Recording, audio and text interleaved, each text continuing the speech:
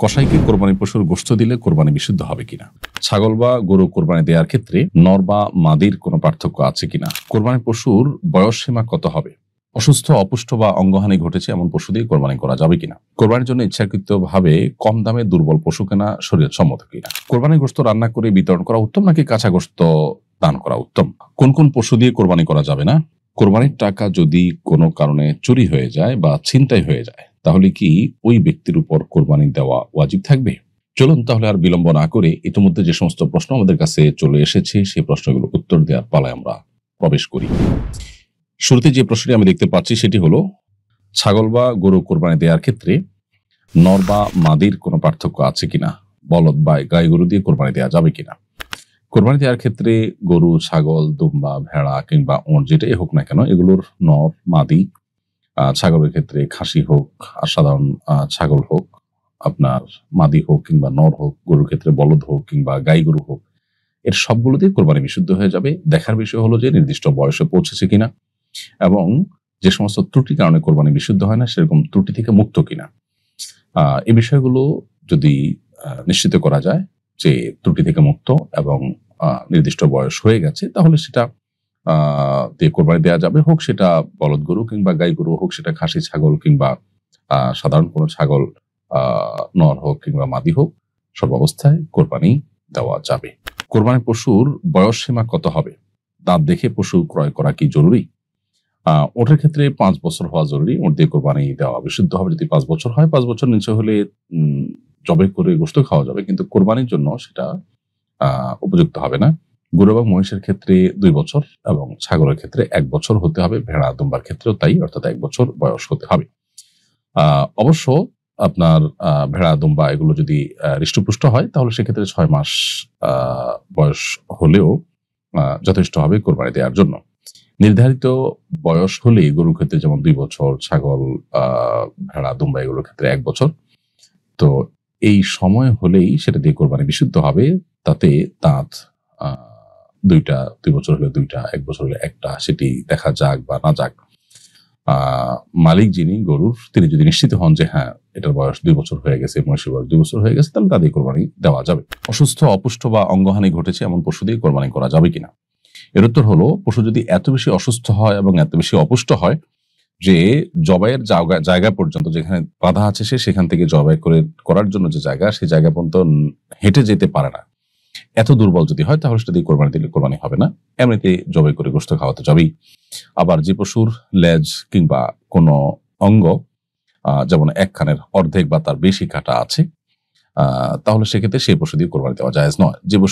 যে পশুর আপনার জন্মগত ভাবে লেজ নেই, সে পশু দিয়েও কোরবানি দেওয়া জায়েজ নয়। অন্ধ পশু, যে পশু ঘাস কোনটা ঘাস নয় এতটুকু ফরাক পার্থক্য করতে পারে না, এরকম যদি অন্ধ হয় তাহলে সেই পশু দিয়ে কোরবানি দেওয়া জায়েজ নয়। ঠিক কোরবানির জন্য ইচ্ছাকৃত ভাবে কম দামে দুর্বল পশু কেনা শরীয়ত সম্মত কিনা?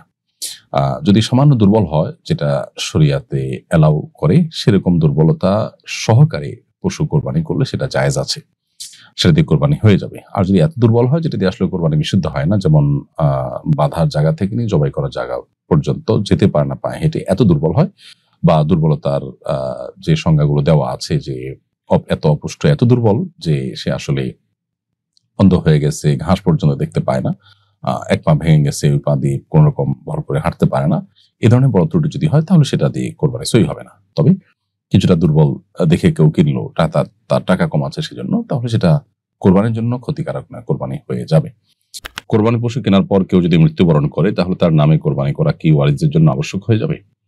কেউ কোরবানি পশু কিনেছেন কিন্তু কোরবানি পশু দিয়ে কোরবানি করার আগে তিনি দুনিয়া থেকে চলে গেছেন, তাহলে সেই পশু দিয়ে কোরবানি করাটা ওয়ারিসদের জন্য আবশ্যক হবে না। কোরবানির এখনো সময় শেষ হয়ে যায়নি, তার আগে তিনি মারা গেছেন, এরকমটি হলে সেই পশুটা ওয়ারিসদের মালিকানায় প্রবেশ করবে। মৃত ব্যক্তির অন্যান্য সম্পদের সাথে এটাকেও যুক্ত করে ওয়ারিসদের মধ্যে মিরাস হিসাবে বন্টন হবে। অর্থাৎ ওয়ারিসদের জন্য এই পশু কোরবানি করাটা আবশ্যক নয়। তবে যদি ওয়ারিসরা মৃত ব্যক্তির তরফ থেকে ওই পশুকে সবাই সম্মিলিতভাবে সিদ্ধান্ত নিয়ে কোরবানি করার নিয়ত করেন যে আমরা সবাই আমাদের তরফ থেকেই, যেহেতু তারা মালিক এখন, তাদের অনুমোদনটা এখানে গুরুত্বপূর্ণ। মানুষ মারা যাওয়ার সঙ্গে সঙ্গে তার সম্পদ আর তার মালিকানায় থাকে না, বিধায় ওয়ারিসরা যদি সবাই মিলে সম্মত হয়ে তাদের সবার উদ্যোগে সে পশু মৃত ব্যক্তির তরফ থেকে কোরবানি করতে চান, সেটা ভিন্ন কথা, জায়েজ হবে। কোরবানির গোশত রান্না করে বিতরণ করা উত্তম নাকি কাঁচা গোশত দান করা উত্তম? সন্দেহাতীত ভাবে যদি আপনি রান্না করে বিতরণ করেন সেটা বেশি ভালো, কারণ সেখানে আপনার আরো কষ্ট এবং পরিশ্রম, অর্থ ইত্যাদি ব্যয় হয়, যার কারণে সেটা উত্তম। এই জন্য হাফিজ ইবনুল কাইয়িম রাহিমাহুল্লাহ আকিকার গোশত এটাকে রান্না করে খাওয়া উত্তম বলেছেন। কোরবানি গোশতের বিধানের ক্ষেত্রেও একই, রান্না করে খাওয়া উত্তম। তবে কাঁচা গোশত দিলে অনেক সময় দেখা যায় যে গরিব তার সুবিধা মতো রান্না করে খেতে পারেন। তো এটা আসলে অনেকটাই অবস্থার উপর নির্ভর করে। কোনো ব্যক্তিকে কাঁচা গোশত দিলে যদি তার উপকার বেশি হয় তাহলে তাকে কাঁচা গোশত দিবেন, আর কাউকে রান্না করা গোশত দিলে যদি তার উপকার বেশি হয়, যেমন একজন ব্যাচেলর তার রান্না করার ব্যবস্থা নেই, তাকে তাহলে রান্না করা গোশত দেওয়াটাই উত্তম হবে। অর্থাৎ পুরো বিষয়টা অবস্থার উপর ভ্যারি করে। কাউকে কাঁচা দিলে একটু বেশি দিবেন, রান্না করা দিলে হয়তো এতটা দিবেন না। তাহলে তার জন্য বেশি পাওয়াটা যদি অধিকতর উপযোগী হয় তাহলে সেক্ষেত্রে তার জন্য কাঁচা দেওয়া উত্তম। এটা নির্ভর করে পরিস্থিতির উপরে। কোন কোন পশু দিয়ে কোরবানি করা যাবে না? উত্তর হলো কোরবানি যে সমস্ত নির্ধারিত পশু দিয়ে করার কথা শরিয়াতে বর্ণিত হয়েছে, কোরআন সুন্নাহর আলোকে প্রমাণিত হয়েছে, সেগুলো ছাড়া অন্য পশু দিয়ে কোরবানি করলে কোরবানি বিশুদ্ধ হবে না। যেমন গরু, মহিষ, উট, ছাগল, দুম্বা, ভেড়া, এগুলো ছাড়া বন্য হরিণ বা সাধারণ হরিণ কিংবা হাঁস, মোরগ কিংবা অন্য কোনো যে পশু আছে যেগুলো গোশত খাওয়া হয়তো হালাল, সেগুলো দিয়ে কোরবানি করলে কোরবানি বিশুদ্ধ হবে না। ঠিক একইভাবে যে সমস্ত পশু দ্বারা কোরবানি করা জায়েজ সেগুলোর মধ্যে যদি বড় ধরনের ত্রুটি দেখা দেয়, যেমন একটা বড় ধরনের অঙ্গহানি হয়ে গেছে, এত বেশি দুর্বল হয়ে গেছে যে হাঁটাচলা করতে পারে না, তাহলে সেক্ষেত্রে সেগুলো দিয়ে কোরবানি করলেও কোরবানি হবে না। কোরবানির টাকা যদি কোনো কারণে চুরি হয়ে যায় বা ছিনতাই হয়ে যায় তাহলে কি ওই ব্যক্তির উপর কোরবানি দেওয়া ওয়াজিব থাকবে? কোরবানি করার জন্য যে টাকাটা আপনি রেখেছেন সে টাকাটা যদি চুরি হয়ে যায়, ছিনতাই হয়ে যায়, বা কোরবানির পশুটাই ছিনতাই হয়ে গেল, কোরবানির পশুটাই চুরি হয়ে গেল, তাহলে আপনার উপরে কোরবানি আবশ্যক হবে কিনা? উত্তর হলো, যদি আপনার কোরবানির টাকা চুরি হওয়ার পর, গচ্ছা যাওয়ার পরও আপনার কাছে যে সম্পদ থাকে সেটা দিয়ে কোরবানি আপনার উপরে ওয়াজিব হয়, অর্থাৎ নেশা পরিমাণ সম্পদ যদি তারপরও থাকে, তাহলে আপনাকে কোরবানি অবশ্যই করতে হবে এবং যেটা কাছে সেটা দিয়ে আলাদা করে পশু কিনে আপনাকে কোরবানি করার দায়িত্ব নিতে হবে এবং ব্যবস্থা করতে হবে। কারণ চুরি হওয়ার পরও আপনার কাছে নেশা পরিমাণ সম্পদ আছে এবং কোরবানি আপনি এখন বাস্তবায়ন করেন নাই, সো আলাদা করে যে টাকা আছে সে টাকা দিয়ে কোরবানির পশু কিনে আপনি কোরবানি করবেন। এখন প্রশ্ন হলো, যে টাকাটা চুরি হয়ে গেল, ছিনতাই হয়ে গেল, বা পশুটা চুরি হয়ে গেল, ছিনতাই হয়ে গেল, তো সেটা কারণে তো আমার লস হয়ে গেল। উত্তর হলো, সেটার সব পরিপূর্ণভাবে আপনি আল্লাহর কাছে পাবেন। মান হাম্মা বিহাসানাতিন ফালাম ইয়ামালহা, নবী সাল্লাল্লাহু আলাইহি ওয়াসাল্লাম বলেছেন, যদি কেউ ভালো কাজে নিয়ত করে আর ভালো কাজটি করতে না পারে, তো আল্লাহ তাআলার পক্ষ থেকে তার জন্য কুতিবাত লাহু হাসানা, তার জন্য বিনিময় লেখা হয়ে যায়। কসাইকে কোরবানির পশুর গোশত দিলে কোরবানি বিশুদ্ধ হবে কিনা? খুবই গুরুত্বপূর্ণ একটি প্রশ্ন। আমরা অনেকেই কসাইকে কোরবানির পশুর গোশত অথবা কোরবানির পশুর পায়া কিংবা কল্লা এগুলো দিয়ে দেই, এবং এটা অনেকটাই পারিশ্রমিক হিসাবে গণ্য করা হয়।